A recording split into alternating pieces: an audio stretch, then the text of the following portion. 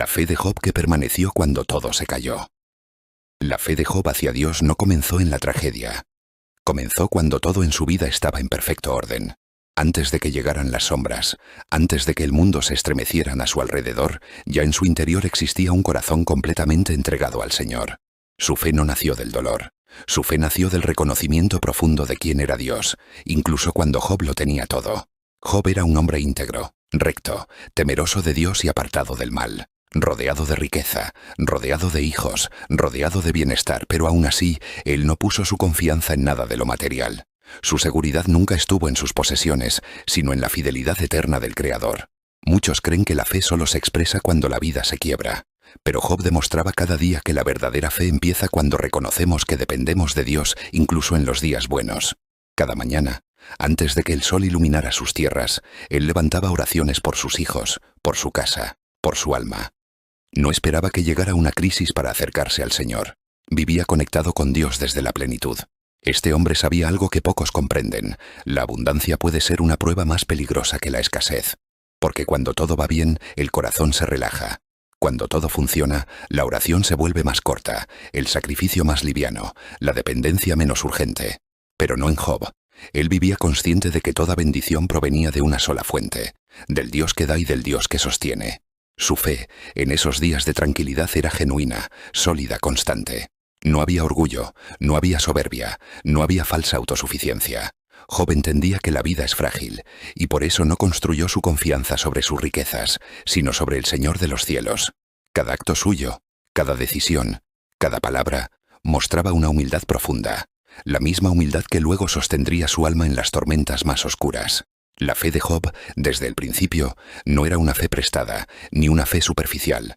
Era una fe cultivada, trabajada, cuidada como se cuida un jardín. Y ese jardín espiritual estaba lleno de obediencia, reverencia y confianza. Esa fe fuerte en los tiempos buenos sería la misma que lo sostendría cuando lo perdiera todo.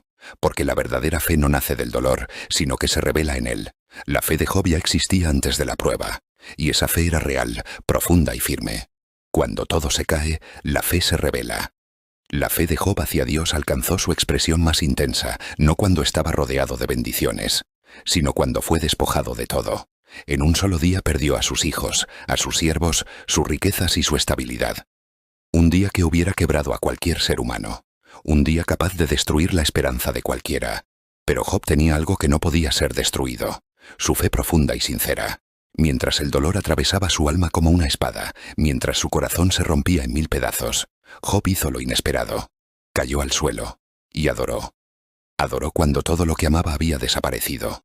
Adoró cuando la vida lo había golpeado con una fuerza indescriptible. Adoró cuando el cielo parecía callado. Entonces pronunció las palabras que definieron su fe para siempre. El Señor dio y el Señor quitó. Sea el nombre del Señor bendito. Estas palabras no fueron pronunciadas por alguien resignado, sino por alguien que confiaba ciegamente en la soberanía de Dios. Job sabía que incluso cuando no entendía los caminos del Señor, Dios seguía siendo digno de adoración. Cuando su cuerpo fue atacado por enfermedades dolorosas, cuando su esposa le aconsejó renunciar a Dios, cuando sus amigos lo acusaron sin razón, Job peleó la batalla más dura, la batalla interna, la batalla de no dejar que la amargura contaminara su fe. En medio del sufrimiento extremo, la fe de Job reveló su esencia.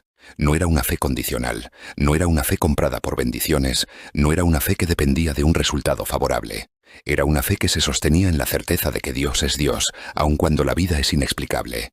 Y aunque Job clamó, lloró, dudó, preguntó, nunca maldijo a Dios. Nunca lo abandonó. Su fe no era perfecta, pero era auténtica. Su alma sangraba, pero no se soltó de la mano del Señor. Así era la fe de Job, una fe que se mantuvo de pie incluso cuando su mundo se derrumbó. Una fe que no dependía del bienestar, sino del carácter de Dios. La fe que restaura, exalta y transforma.